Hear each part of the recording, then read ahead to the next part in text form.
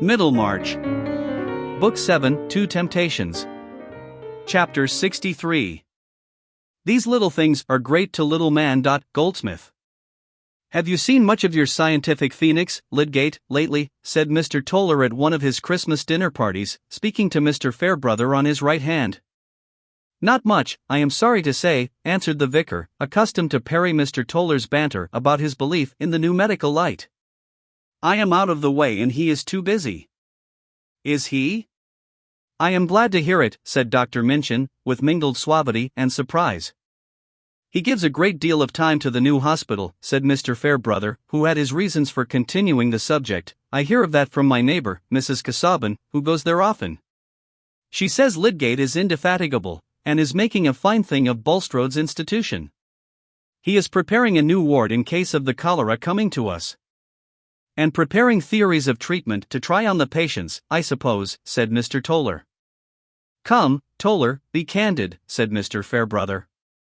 You are too clever not to see the good of a bold fresh mind in medicine, as well as in everything else, and as to cholera, I fancy, none of you are very sure what you ought to do. If a man goes a little too far along a new road, it is usually himself that he harms more than anyone else. I am sure you and Wrench ought to be obliged to him, said Dr. Minchin, looking towards Toller, for he has sent you the cream of Peacock's patients. Lydgate has been living at a great rate for a young beginner, said Mr. Harry Toller, the brewer. I suppose his relations in the north back him up. I hope so, said Mr. Chichley, else he ought not to have married that nice girl we were all so fond of.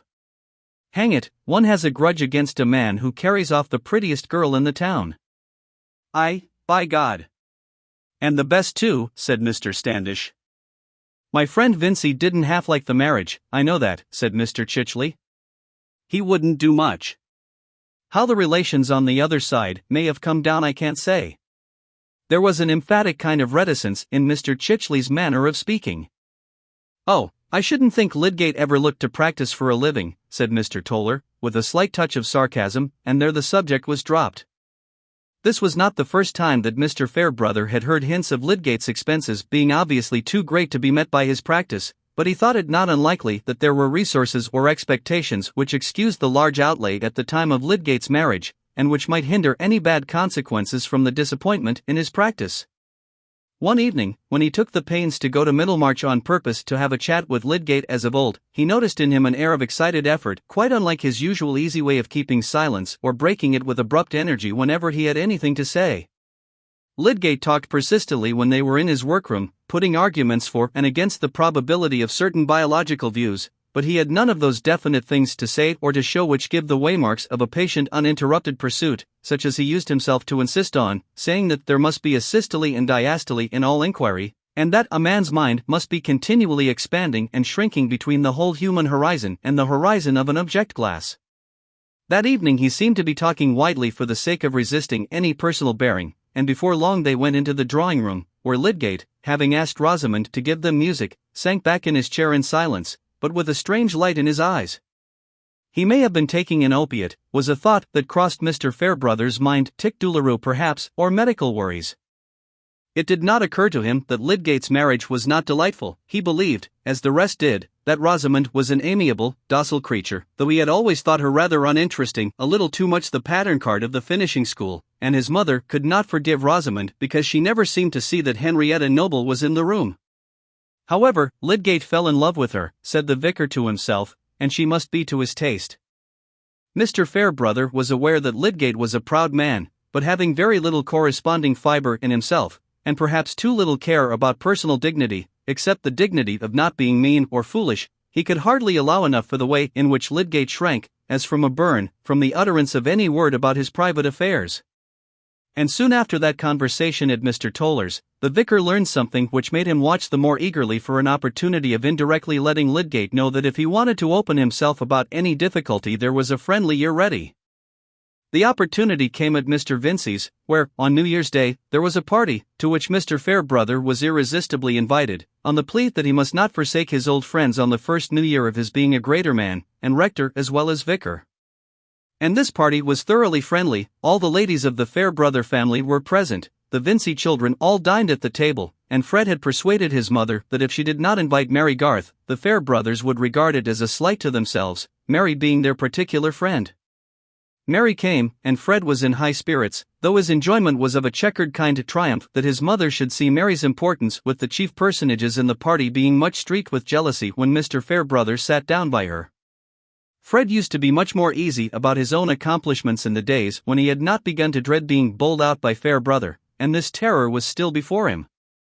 Mrs. Vincey, in her fullest matronly bloom, looked at Mary's little figure, rough wavy hair, and visage quite without lilies and roses, and wondered, trying unsuccessfully to fancy herself caring about Mary's appearance in wedding clothes, or feeling complacency in grandchildren who would feature the Garths.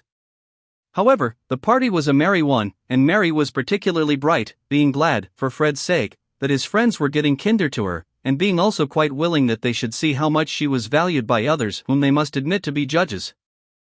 Mr. Fairbrother noticed that Lydgate seemed bored, and that Mr. Vincey spoke as little as possible to his son-in-law. Rosamond was perfectly graceful and calm, and only a subtle observation such as the vicar had not been roused to bestow on her would have perceived the total absence of that interest in her husband's presence which a loving wife is sure to betray, even if etiquette keeps her aloof from him. When Lydgate was taking part in the conversation, she never looked towards him any more than if she had been a sculptured Psyche model to look another way, and when, after being called out for an hour or two, he re-entered the room, she seemed unconscious of the fact, which 18 months before would have had the effect of a numeral before ciphers.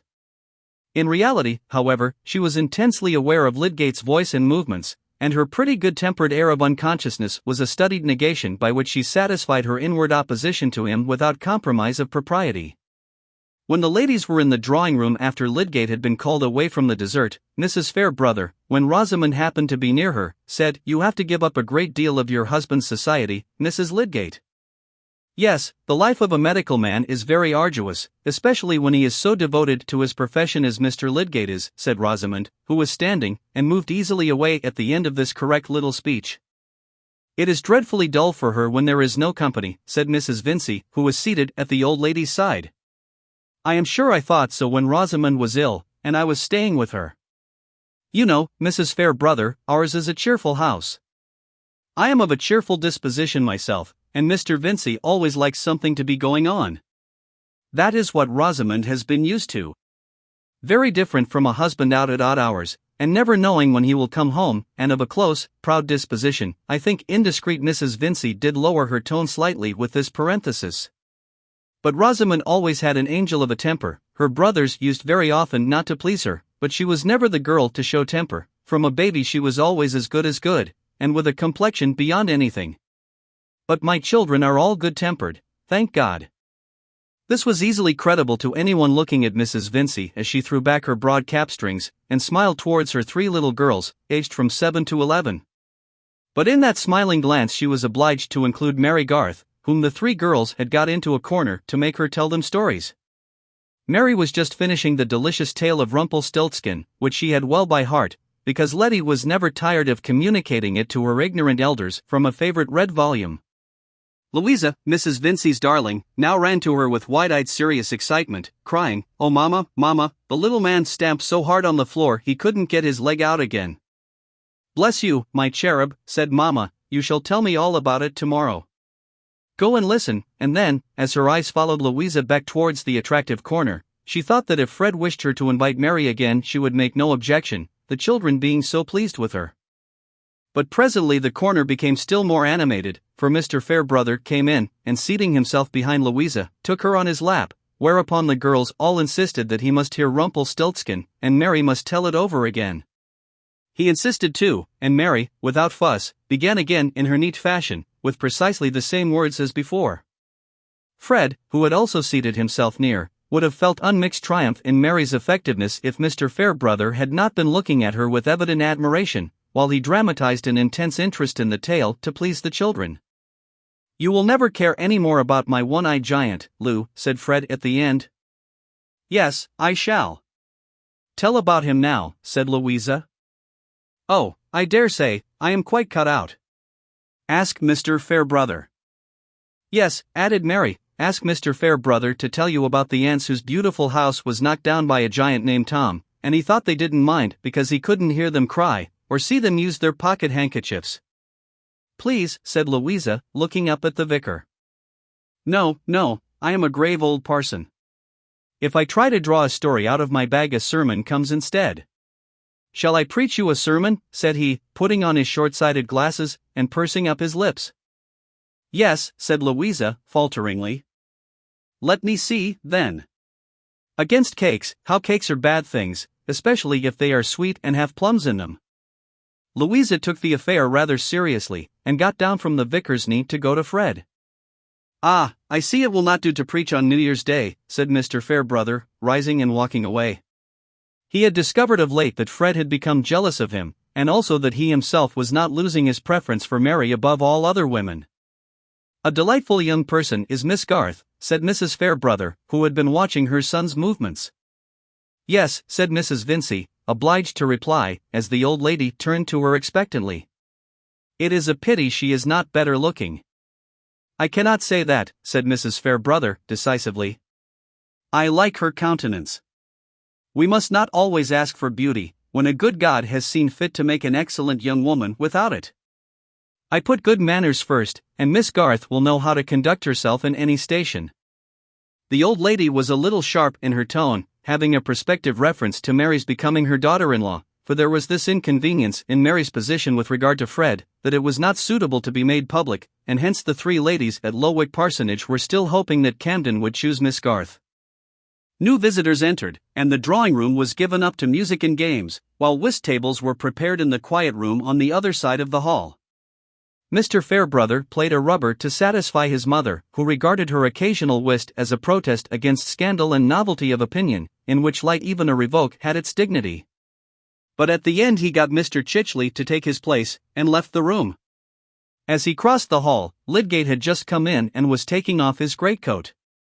You are the man I was going to look for, said the vicar, and instead of entering the drawing-room, they walked along the hall and stood against the fireplace, where the frosty air helped to make a glowing bank. You see, I can leave the whist table easily enough, he went on, smiling at Lydgate, now I don't play for money. I owe that to you, Mrs. Casaubon says. How, said Lydgate, coldly. Ah, you didn't mean me to know it, I call that ungenerous reticence. You should let a man have the pleasure of feeling that you have done him a good turn. I don't enter into some people's dislike of being under an obligation, upon my word, I prefer being under an obligation to everybody for behaving well to me. I can't tell what you mean, said Lydgate, unless it is that I once spoke of you to Mrs. Casaubon. But I did not think that she would break her promise not to mention that I had done so, said Lydgate, leaning his back against the corner of the mantelpiece, and showing no radiance in his face. It was Brooke who let it out, only the other day.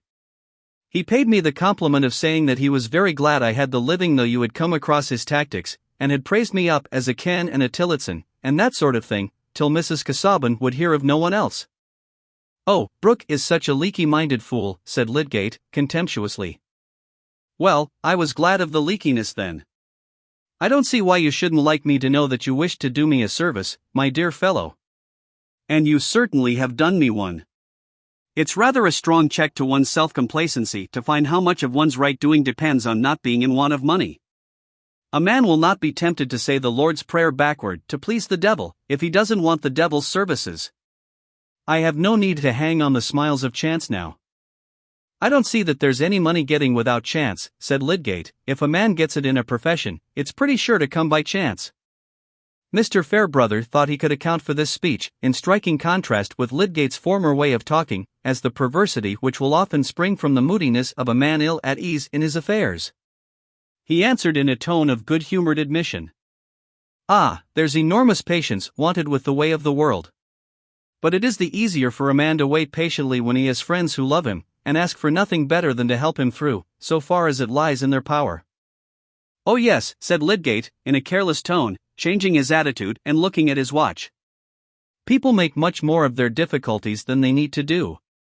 He knew as distinctly as possible that this was an offer of help to himself from Mr. Fairbrother, and he could not bear it. So strangely determined are we mortals, that, after having been long gratified with the sense that he had privately done the vicar a service, the suggestion that the vicar discerned his need of a service in return made him shrink into unconquerable reticence. Besides, behind all making of such offers, what else must come? that he should mention his case, imply that he wanted specific things. At that moment, suicide seemed easier. Mr. Fairbrother was too keen a man not to know the meaning of that reply, and there was a certain massiveness in Lydgate's manner and tone, corresponding with his physique, which if he repelled your advances in the first instance seemed to put persuasive devices out of question. "What time are you?" said the vicar, devouring his wounded feeling. "After 11, said Lydgate. And they went into the drawing-room.